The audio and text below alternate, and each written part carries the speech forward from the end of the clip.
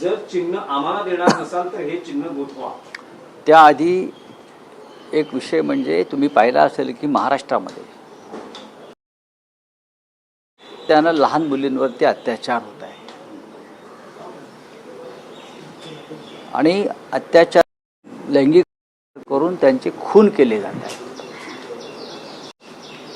जुन्नरचं प्रकरण आपण पाहिलं, पुण्यात पाहिलं. जुन्नरमध्ये अजूनही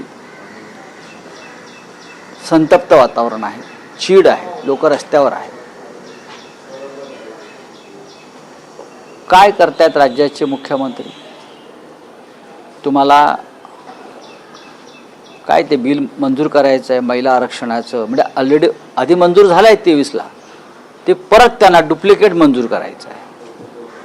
नारी शक्ती वंदना, ज्या मुलींवरती, कोवळ्या मुलींवर 9 वर्षाच्या 10 वर्षाच्या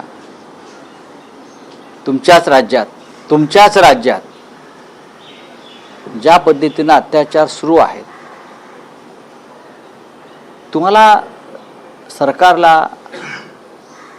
सरकारच्या वहिनी साहेबांना वेदना होत नाहीत का?